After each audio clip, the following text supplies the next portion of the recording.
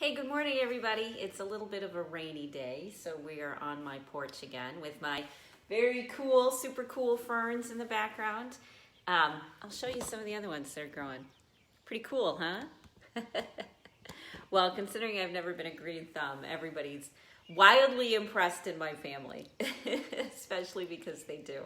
So welcome. Thanks for coming and hanging out with me this morning to my yard on this rainy day. I'm Rita Hickman, body-mind expert, shiatsu massage therapist, and I help women who are in toxic or narcissistic relationships really get their life back, move on to the next chapter, get their head together, clear the brain fog, get the energy back, develop the tools that will keep them moving forward so you can really open up the next chapter of your life and enjoy it. Because you don't have to suffer like this. You really, really don't. There's so many tools that help heal your body and your mind and your spirit and your emotions. And so much support and love that's out there. You just were never taught that they were there. And so that kind of segues into what we are talking about today, which are my 3 best tools to deal with negative emotions.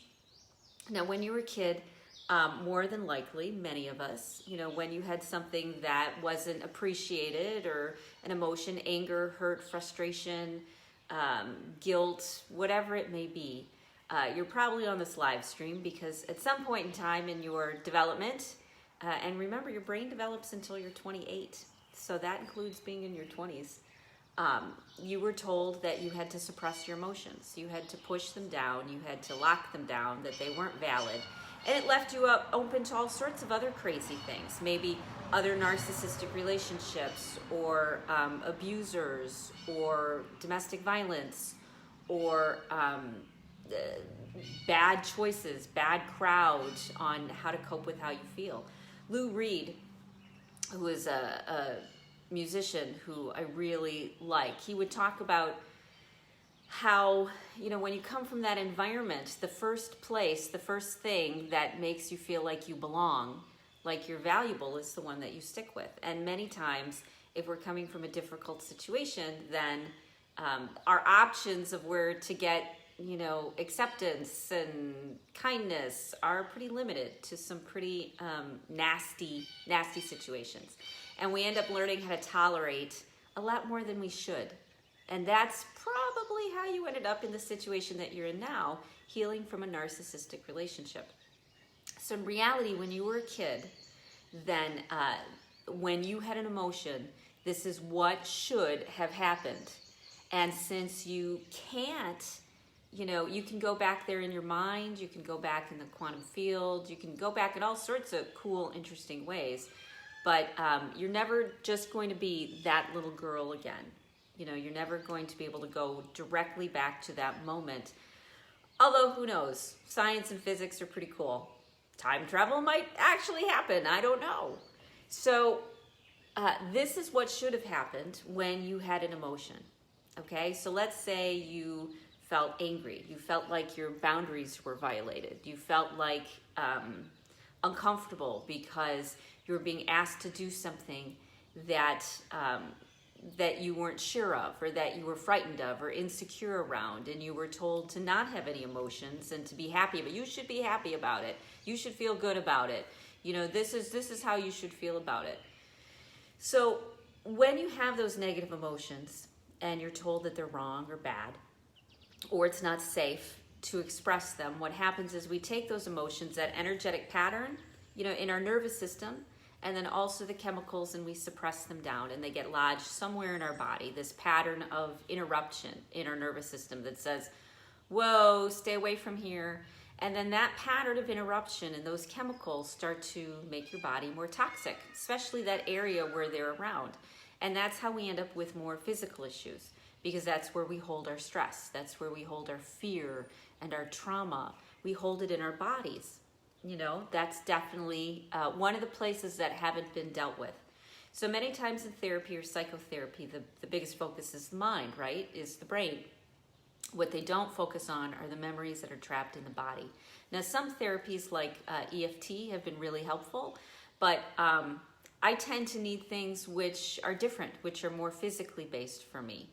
And a lot of other people do too. We need we need the physicality. We need to actually move it through. And this is where something like massage is really helpful, you know, or body work or energy work, because it helps you through this process. Energy work and body work are ways to work through this process I'm going to talk about in a second.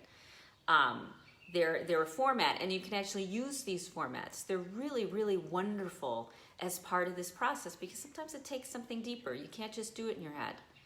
So when you have an emotion, let's say guilt or frustration or anger, and it's trapped in your body, you have to give yourself time to actually feel that emotion. You actually have to feel it. You can't be scared of it. You can't worry it's going to destroy you. You can't worry that it's all going to be true. You know, one of my best lessons in life was when I got fired from working at a nature center.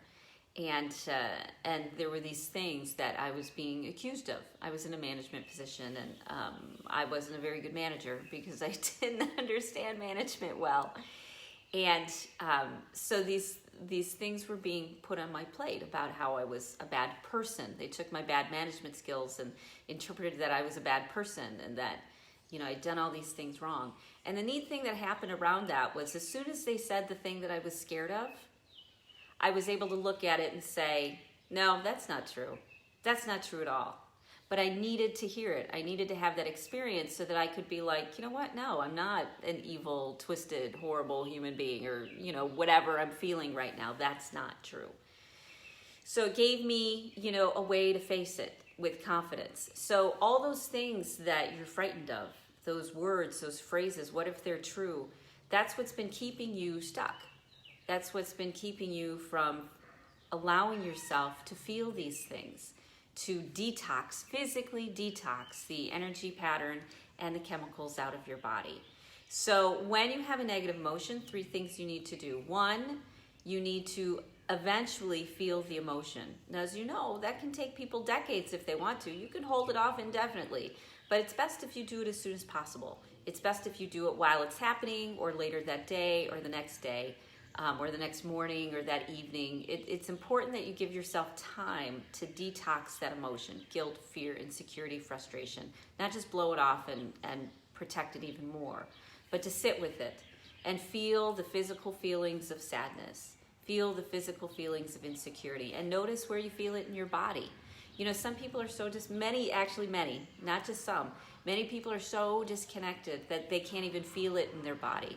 So it's a good practice to start asking yourself, where do I feel this? Do I feel it in my heart? Do I feel it in my stomach? Do I feel it in my shoulders? Do I feel it in my jaw? Whatever it may be.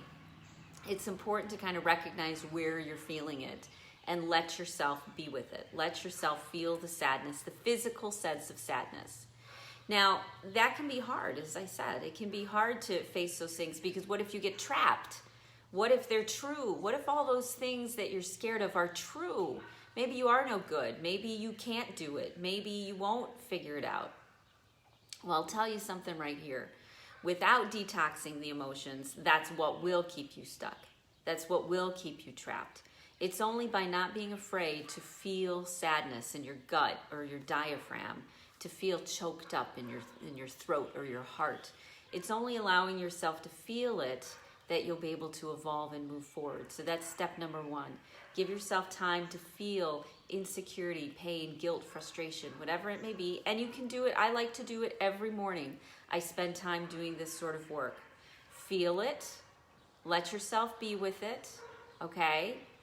Then you need to decide to let it go, to put it down, to break the pain cycle, to stop being in that place. You need to learn that you can get yourself out of that place, that you have the ability to get yourself out of that place, that you're not going to be stuck once you're sad. You're not going to be sad for forever.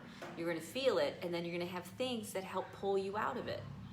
One of those things can be water, or getting up to take a shower, or listening to music, or getting up and dancing, or it's a way to honor and be okay with your emotion, respect it, allow it, give it safe space, and then say, okay, it's time to do something different.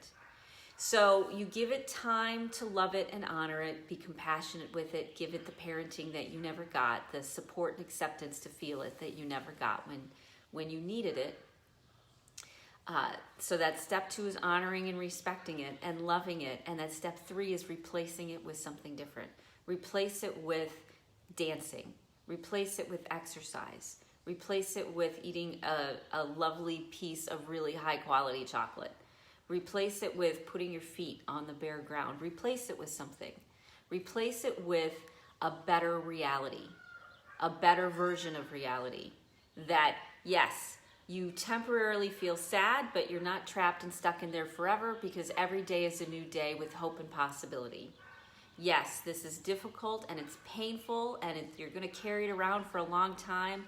And there's a lot of good people out there and a lot of love and support. Not everybody's like the narcissist. Not everybody's, out to get you. There are people you can trust. You just need to look a little bit further.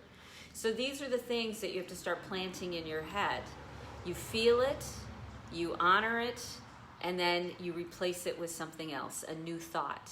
So you sit with it and feel it, not be frightened of it. Let yourself be with it. After, a certain amount of time, 10 minutes, hour, 4 hours, you'll feel it, day, couple days, you'll feel it when you've detoxed as much as you want to detox. And you can do it in bits and pieces, and a little bit this morning, a little bit tomorrow morning, a little bit tonight, until you feel that you're done. And then you respect it and honor it. Thank you. I'm so glad you're here. I'm glad you came to visit. And then you get up and you do something that's positive. Something that rewires your brain. Can you see how these 3 steps will start to rewire you? You'll get out of the fear and the pain, which is that primal part of your brain. You'll get out of it, you'll honor it and love it so it doesn't feel so scared.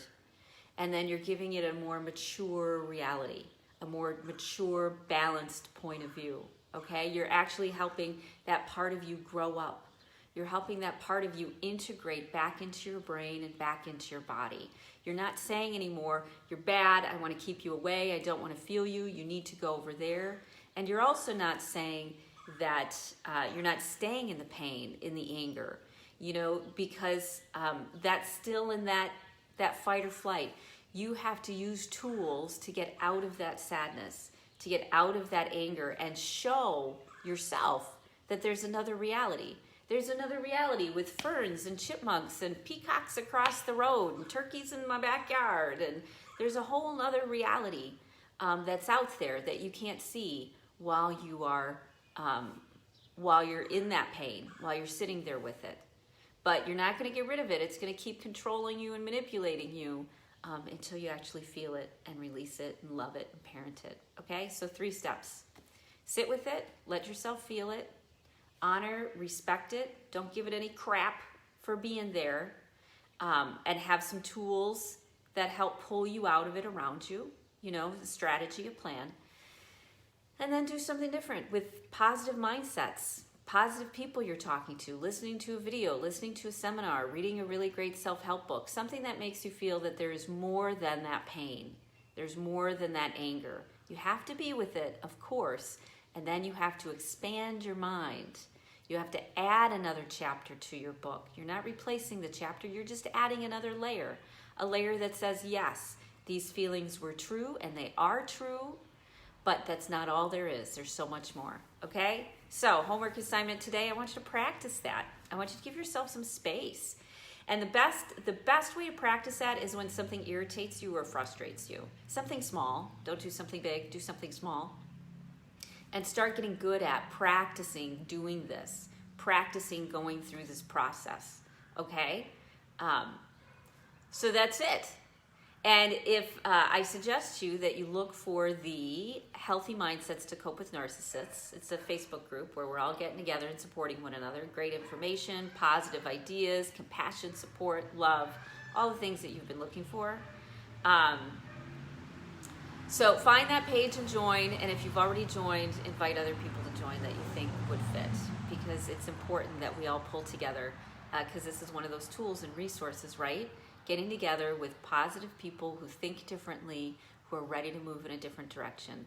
Not the 90% of the people that are out there that says this is all there is and this is the best it's going to get. It's not true. It gets better. You evolve. You shift and change and grow. You learn new things. You don't stay trapped in that for forever, especially once you honor it and love it. That's how you move forward. Okay? So have a great rest of your day, and I'm looking forward to seeing you tomorrow.